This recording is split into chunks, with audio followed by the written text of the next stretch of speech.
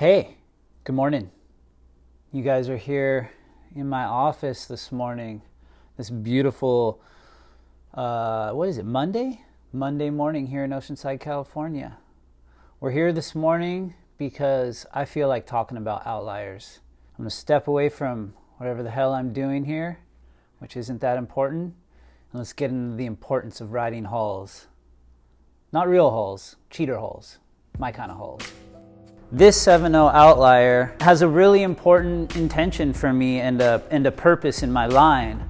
The normal kind of a little bit racier Outliers, like this 7.6, I've been riding, a lot in Santa Cruz in like longer points and kind of bigger waves, and that board makes a lot of sense for that. I mean, it's also a great board for knee-high trimming and all of that type of nonsense, but when I moved down to Oceanside and started surfing slopey beach breaks and windy stuff that you don't really get in Santa Cruz, I knew that I need to kind of reinvent this board to cater to my needs now here in Southern California, surfing the beach breaks. You can definitely see the newer kind of stubbier outline of this thing. I pulled out the tail, just kind of made it overall wider.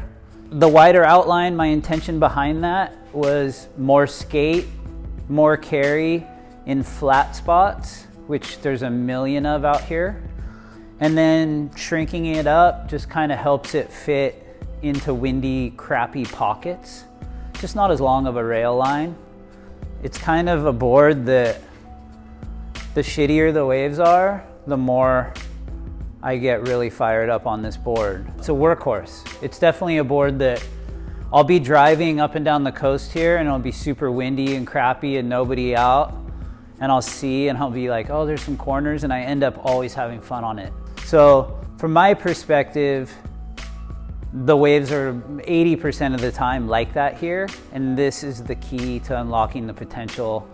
I've also ridden it in good waves, Rincon, stuff like that, and it, like every board, works good in good waves pretty much, and this board works incredibly well in good point surf too. So let me tell you a little bit about the fins that I choose to ride in this board, because it's kind of different. I ride mostly single fins, but I wanted this to be a 2+1 just because I feel like it's nice to get a little more rail in the water on a board like this and have a little more hold.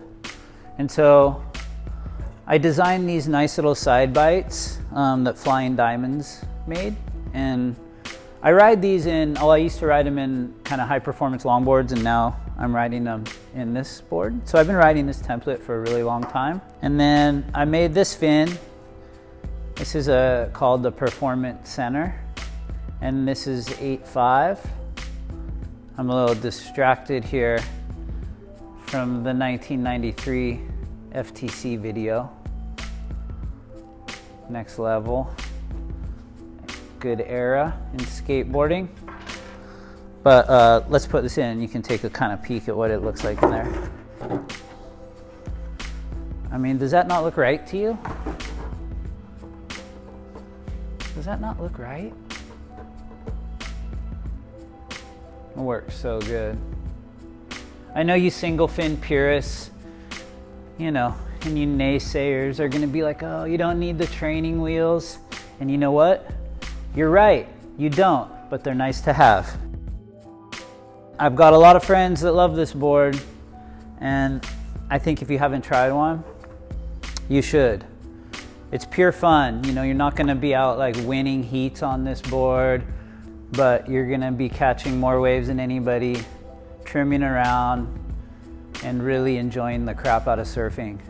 And let's remember that that's what this whole damn thing's about. Having fun.